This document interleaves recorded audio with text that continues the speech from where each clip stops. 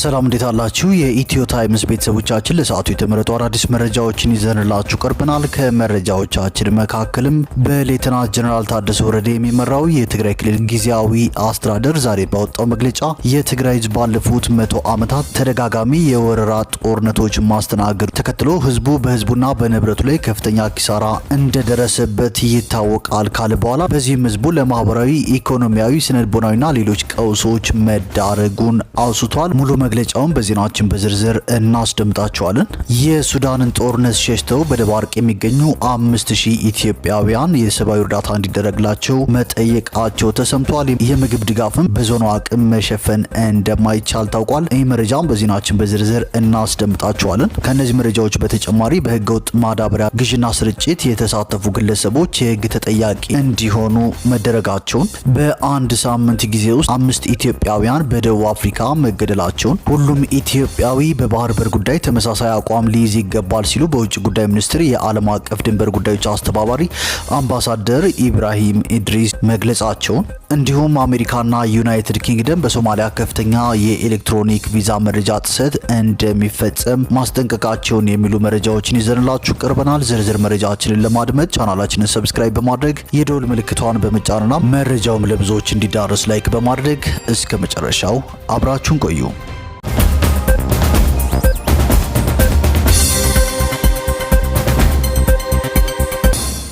ወደ መጀመሪያው መረጃችን ስናልፍ በሌተናንት ጀነራል ታደሰ ወረደ የሚመራው የትግራይ ክልል ጊዜያዊ አስተዳደር ዛሬ ባወጣው መግለጫ የትግራይ ሕዝብ ባለፉት 100 ዓመታት ተደጋጋሚ የወረራ ጦርነቶች ማስተናገዱን ተከትሎ በትግራይ ሕዝብና በንብረቱ ላይ ከፍተኛ ኪሳራ እንደደረሰበት ይታወቃል ካለ በኋላ በእነዚህም ሕዝቡ ለማህበራዊ፣ ኢኮኖሚያዊ፣ ስነልቦናዊና ሌሎች ቀውሶች መዳረጉን አውስቷል። በእነዚህ ወቅቶች ውስጣዊ ችግሮችም ሲያጋጥሙ ማየት የተለመደ መሆኑን የጠቀሰው መግለጫው ከቅርብ ጊዜ ወዲህ በአንዳንድ ነጋዴዎች እየተፈጠረ ያለውን ጉዳይ እንደ ምሳሌ አንስቷል። ጨምሮም ለሁሉም በክልሉ የሚገኙ የመንግስት ሰራተኞች ገና ያልተዳረሰውን የደሞዝ ማስተካከያ እንደ ሰበብ በመቁጠርና መሰረት የሌለውን የጦርነት ወሬዎችን በማሰራጨት ከህዝብ ይልቅ የግል ጥቅማቸውን የሚያሳድዱ ነጋዴዎች እየታዩ ነው ያለው መግለጫው እነዚህ ነጋዴዎች የተጋነነ የዋጋ ጭማሪ በማድረግና መሰረታዊ ሸቀጦችን በመደበቅ ላይ እንደሚገኙ አስረድቷል። ይህ ደግሞ ህዝቡ ወደ ከፋና ውስብስብ ቀውስ ውስጥ እንዲገባ የሚያደርግ መሆኑን ገልጾ ችግሩን ለመቅረፍ እርምጃ ለመውሰድ መወሰኑን አስታውቋል። በመሆኑም ግልጽ የሆነ የንግድ ቁጥጥር ስርዓት ተግባራዊ እንደሚያደርግና በተለይም ሐሰተኛ የጦርነት ወሬዎችን በሚያዛምቱ ነጋዴዎች ላይ ንብረታቸውን እስከ መውረስ የሚያደርስ እርምጃ እንደሚወስድም አስጠንቅቋል። አንዳንድ ነጋዴዎች በትግራይ ውስጥ ያለውን የገበያ ሁኔታ እንደፈለጉት እየነዱት ነው ያለው መግለጫው ሁኔታው በዚሁ ከቀጠለ አደጋው ከባድ እንደሚሆንም አስታውቋል። በዚህ ጉዳይ ላይ የሚወሰደውን የዲሲፕሊን እርምጃ በተመለከተ ለህዝብ ወቅታዊ መረጃ እንደሚሰጥም የትግራይ ክልል ጊዜያዊ አስተዳደር ጨምሮ ገልጿል።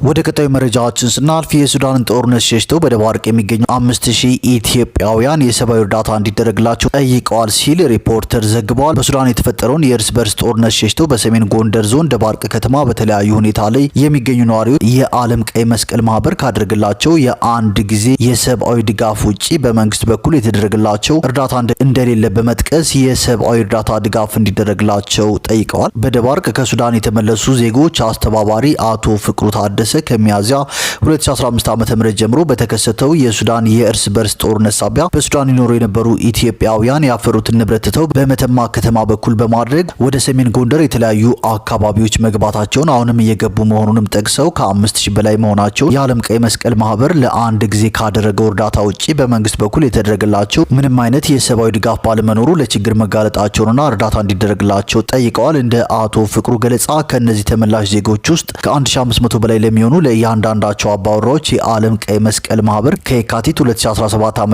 እስከ መስከረም 2018 ዓ.ም ያደረገው 53300 ብር የገንዘብ ድጋፍ ለተፈናቃዮች የምግብ ወጪ፣ የተለያዩ የቤት ቁሳቁሶች ለማሟላትና ለአጭር ጊዜም ቢሆን የቤት ኪራይ ወጪን ለመሸፈን እንዳገዛቸው፣ ነገር ግን ይህ ድጋፍ ባለመቀጠሉ በተለይ ሴቶችና ህጻናት አሁንም የማህበረሰቡን እጅ ለማየትና በችግር ውስጥ ለመቀጠል መገደዳቸውን ተናግረዋል። የቀበሌ መታወቂያ በማግኘታቸው በአካባቢው ተንቀሳቅሰው የመስራት እድል እንደፈጠ እንደተፈጠረላቸው ይህም ተማሪዎችን በትምህርት ቤት እንዲገቡ ማስቻሉን በአዎንታነት ሳይጠቅሱ አላለፉም። ሆኖም የሰብአዊ መብት ድርጅቶች ሁኔታውን እንዲመለከቱ የጠየቁት አቶ ፍቅሩ ሌሎች እርዳታ ሰጪ ተቋማትም ዕለታዊ ምግብ፣ የቤት ቁሳቁስና የገንዘብ ድጋፍ እንዲያደርጉላቸው ጥሪ አድርገዋል። ከሱዳን ተመላሽ ኢትዮጵያውያን ዜጎች ያለ ቋሚ መጠለያ በየበረንዳውና በግለሰቦች ቤቶች መበታተናቸውን አቅም ያላቸው ደግሞ ቤት ተከራይተው እንደሚገኙ የገለጹት ከተመላሾች አንዷ የሆኑት ወይዘሮ ረዚቃ ኑር ሁሴን የተደረገላቸው ድጋፍ ባለመቀጠሉ በምግብና በመጠለያ ጦት ምክንያት በችግር ላይ እንደሚገኙ አስረድተዋል። የዓለም ቀይ መስቀል ማህበር ላደረገው ድጋፍ ያመሰገኑት ተመላሿ በፌዴራልና በአማራ ክልል መንግስት በኩል ግን እስካሁን የተደረገላቸው የገንዘብም ሆነ የአይነት ድጋፍ እንደሌለ ተናግረዋል። በጦርነቱ የተነሳ ከሱዳን ሸሽተው የመጡ ወንዶች በሊቢያና በየመን በኩል እየተሰደዱ እየሞቱና የገቡበት እየታወቀ እንዳልሆነ በተለይ ህጻናትና ሴቶች ላይ ደግሞ ችግሩ የበረታ በመሆኑ የሚመለከታቸው መንግስታዊም ሆኑ መንግስታዊ ያልሆኑ አካላት እርዳታ እንዲያደርጉላቸው ጠይቀዋል። የሰሜን ጎንደር ዞን አደጋ መከላከልና ምግብ ዋስትና ጽህፈት ቤት በዞኑ አስተዳደር መሰረት የስነ ልቦናና የጤና ድጋፍ ማድረጉን ገልጿል። የጽህፈት ቤቱ ኃላፊ አቶ ሰላሚውን ሙላት እንደገለጹት የምግብ ድጋፍ ለማድረግ ግን የዞኑ አቅም መሸፈን አይችልም ብለዋል። ኃላፊው እንደገለጹት በዞኑ በተከሰተው ድርቅ ከትግራይና ከኦሮሚያ ክልል ተፈናቅለው የመጡ ከ145 ሺህ በላይ ኢትዮጵያውያን ዜጎች ድጋፍ የማድረግ ስራ ሲከናወን መቆየቱን አሁን ላይ እርዳታ የሚደረግላቸው ሰዎች ቁጥር ወደ 41 ሺህ መድረሱንና በሶስት ዙርም የምግብ ድጋፍ የማድረግ ስራ መከናወኑን ተናግረዋል። የአገር ውስጥ ተፈናቃዮች ድጋፍ ሲደረግላቸው እነሱን ተጠቃሚ እንዲሆኑ የማድረግ ሙከራዎች እንዳሉና ይህን ለማስቀጠልም የሚደረጉ ንግግሮች ተጠናክረው እንደሚቀጥሉ ተናግረዋል።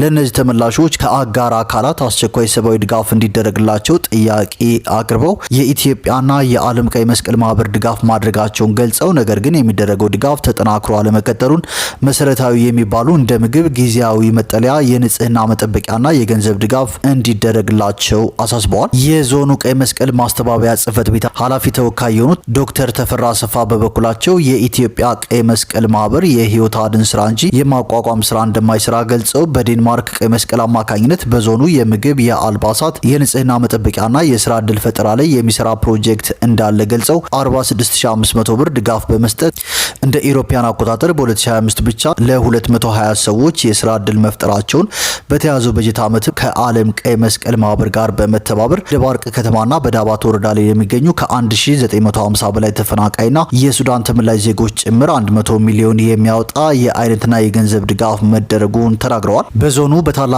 ብሪታንያ ቀይ መስቀል በሚደገፈው የዋሽ ፕሮጀክት አማካይነት 2500 ያክል ለሚሆኑ ዜጎች የንጹህ መጠጥ ውሃ ተጠቃሚ የማድረግ ስራ ቢታሰብም በአካባቢው ባለው የጸጥታ ችግር ምክንያት ተንቀሳቅሶ መስራት አለመቻሉን ተናግረዋል። በዚሁ ሂደት የታገቱ ብር የተጠየቀባቸው ከፍለው የወጡና አንድ ህይወቱ የጠፋ ባለሙያም እንዳለ በመጥቀስ በአካባቢው ያለው የደህንነት ሁኔታ ከባድ መሆኑን ተናግረዋል። ቀይ መስቀል ለሁሉም ማህበረሰብ አገልግሎት የሚሰጥ ተቋም እንደሆነ የገለጹት ኃላፊው ነገር ግን ይህን ለማህበረሰቡ የሚደረገውን አገልግሎት ግንዛቤ የሌለውና የራሱን ፍላጎት ለማሟላት የሚፈልግ ሰው ድርጊቱን እየፈጸመ እንደሚገኝ ተናግረዋል። ይህ እንዳለ ሆኖ እንደ ኢሮፒያን አቆጣጠር በ2026 ዓመተ ምህረት ጤና፣ የንጹህ መጠጥ ውሃ፣ የመድኃኒትና የህክምና መሳሪያዎች ድጋፍ እንዲሁም ከ120 እስከ 160 ለሚሆኑ ዜጎች በደባርቅ ከተማ የስራ ዕድል የመፍጠር እቅድ እንዳለም ገልጸዋል።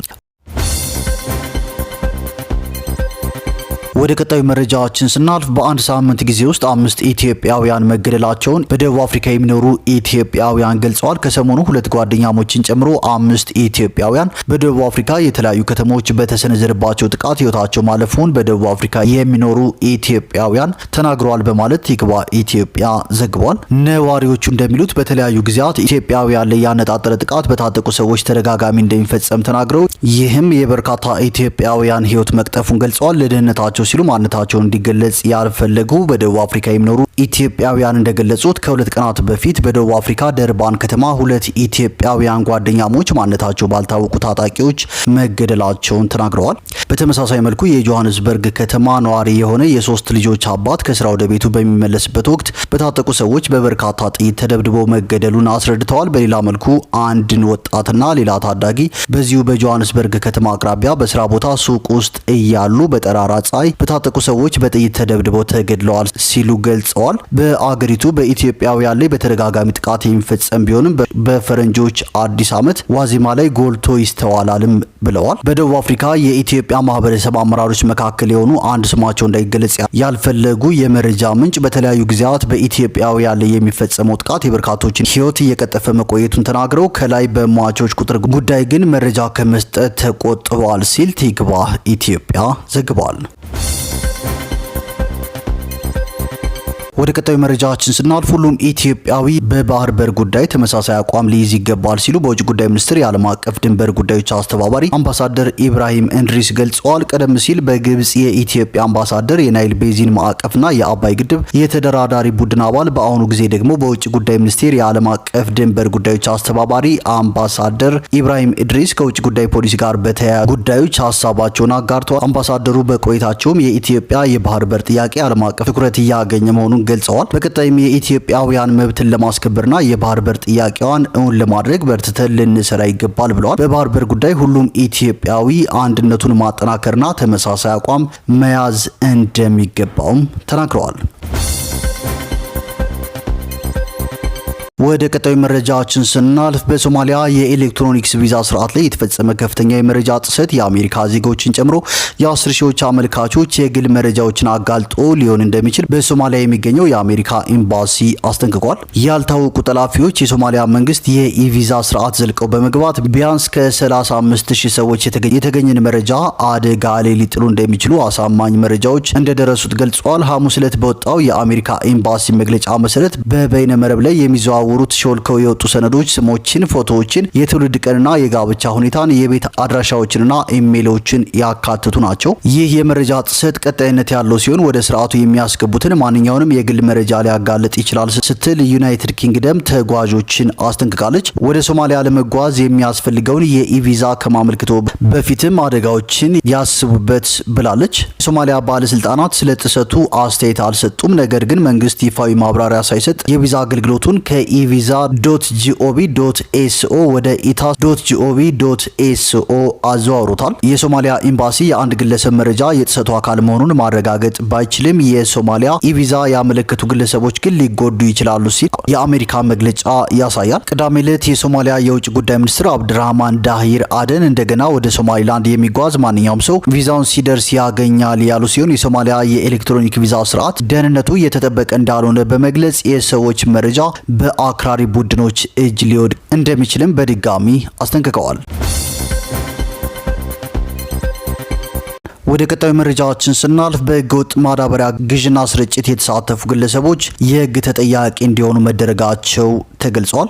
አገር ውስጥ የሚገባውን የአፈር ማዳበሪያ በተቀመጠው የጥራት ደረጃ ለማስገባት እንቅፋት ፈጥረው የነበሩና በህገወጥ ስርጭት ተሰማርተው የነበሩ ግለሰቦች የህግ ተጠያቂ እንዲሆኑ መደረጋቸውን የግብርና ሚኒስቴር አስታውቋል። ሚኒስቴሩ ይህንን ያስታወቀው የህዝብ ተወካዮች ምክር ቤት የግብርና ጉዳዮች ቋሚ ኮሚቴ ህዳር 2 ቀን 2018 ዓ.ም የግብርና ሚኒስቴርና ተጠሪ ተቋማትን የ2018 በጀት ዓመት እቅድና የአንደኛ ሩብ ዓመት አፈጻጸም ሲገመግም ነው። በመድረኩ የተገኙትና የ2018-2019 ዓ.ም የምርት ዘመን የማዳበሪያ አቅርቦት እቅድን አስመልክቶ በቋሚ ኮሚቴው ለቀረበ ጥያቄ ምላሽ የሰጡት የግብርና ሚኒስትር ዴኤታ ዶክተር ሶፊያ ካሳ በ2018-2019 ዓ.ም የምርት ዘመን የአፈር ማዳበሪያ አቅርቦትን በሚመለከት ሚኒስቴሩ እያደረገ ያለውን ዝግጅት በመግለጽ ምላሽ ሲሰጡ ከዚህ ቀደም በማዳበሪያ ስርጭትና የአገሪቱን ስታንዳርድ የሚያሟላ ጥራት ያለው ማዳበሪያ ወደ አገር ውስጥ ከማስገባት ጋር ተያይዞ ችግሮች ማጋጠማቸውን ተናግረዋል። በተደረገው ርብርብ ችግር በፈጠሩ ግለሰቦች ላይ ተገቢው ህጋዊ እርምጃ መወሰዱንም ገልጸዋል። ኢትዮጵያ የራሷ ስታንዳርድ እንዳላትና በደረጃዎች ኢንስቲትዩት እንደሚሰጥ በግብርና ሚኒስቴር ተመራማሪዎች ጭምር የሚረጋገጥ መሆኑን አስታውቆ ከዚህ ውጪ በህገወጥ መንገድ ማዳበሪያ ግዥና ስርጭት ላይ ተሰማርተው ከነበሩ የተወሰኑት የህግ ተጠያቂ እንዲሆኑ ተደርጓልም ብለዋል። በዘንድሮ የምርት ዓመት 22.9 ሚሊዮን ኩንታል የአፈር ማዳበሪያ ለማቅረብ መታቀዱን ለዚህም 1.6 ቢሊዮን ዶላር በእቅድ መያዙንና በብሔራዊ ባንክ 1.2 ቢሊዮን ዶላር መፈቀዱን ገልጸዋል። የግብርና ሚኒስትሩ አቶ አዲሱ አረጋ በበኩላቸው ከዚህ ቀደም ከነበሩት ተሞክሮች ትምህርት መወሰዱን ገልጸው የማዳበሪያ ህገወጥ ንግድን ለመቆጣጠር የተጀመሩ ስራዎች ተጠናክረው እንደሚቀጥሉና ውጤታማ ለማድረግም ሽያጩን ዲጂታላይዝ ማድረግ አስፈላጊ መሆኑን ተናግረዋል። በኦሮሚያ ክልል ባለፉት 3 ዓመታት ተሞክሮ ውጤታማ መሆኑንና በቀጣይ በሁሉም ክልሎች ተግባራዊ ለማድረግም ይሰራል ሲሉ ተናግረዋል።